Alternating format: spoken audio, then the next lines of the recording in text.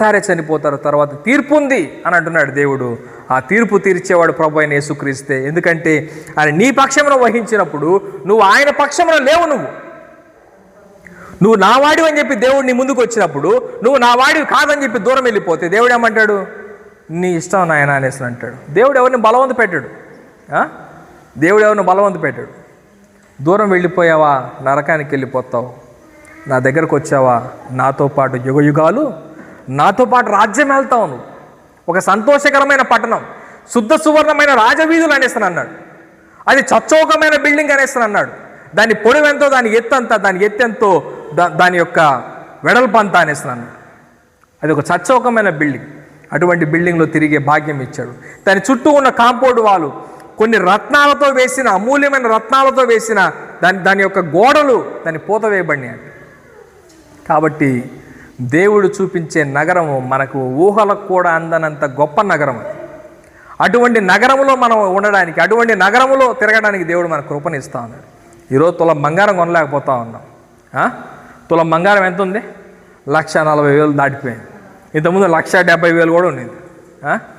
పరలోకంలో రోడ్డే బంగారు, గోడలే బంగారు, గోడలే డైమండ్స్, యమునారాయి, పుష్యరాగము, గోమేధికము, పచ్చ, ఈ రాళ్ళన్నింటిని గురించి ఆడు వివరిస్తాడు ప్రకటన గ్రంథం 22వ అధ్యాయం.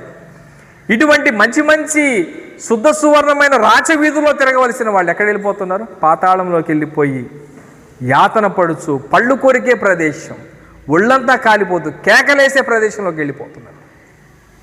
వాస్తవానికి దేవుడు మనుషుల కోసం ఆ నరకాన్ని చేయలేదు. దేవదూతలు పాపము చేసినప్పుడు దేవుడు ఏం చేశాడు? వాళ్ళకు శిక్ష విధించడానికి నరకాన్ని ఏర్పాటు చేశాడు. కానీ దేవదూతలు చేసిన పాపమేంటి మనుషులు కూడా చేస్తూ ఉంటే అవి కూడా అడుగుతాయి కదా, మాకొక తీర్పు, నీ బిడ్డలకైతే ఒక తీర్పు అనేసి అంటే కదా. జడ్జికి నా కొడుక పక్కనోడు కొడుక అన్నది లేదు. న్యాయమే చెప్తాడు జడ్జి. అక్కడ న్యాయమే చెప్తాడు జడ్జి. అందుకే నా కొడుకైనా నా కొడుకు కాకపోయినా తీర్పే, తప్పదు.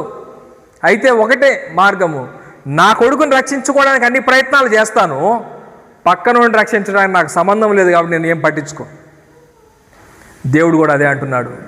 దేవదూతల పాపము చేసినప్పుడు వాటికి నాశనం విధించడానికి చీకటి గల బిలమును నరకము వాటి కోసం సృష్టించిన దేవుడు, మనుషులు కూడా పాపము చేసినప్పుడు నాయన పాపం చెయ్యొద్దురా అని చెప్పేసి దగ్గరికి పోయాడు దేవుడు. నువ్వు పోతే వాడికి వచ్చిన శిక్ష నీకు కూడా వస్తుంది, నువ్వు అట్లా పోవద్దు అని చెప్పేస్తానండి. నీకోసం ఆయన ప్రాణం కూడా ఇవ్వడానికి సిద్ధం.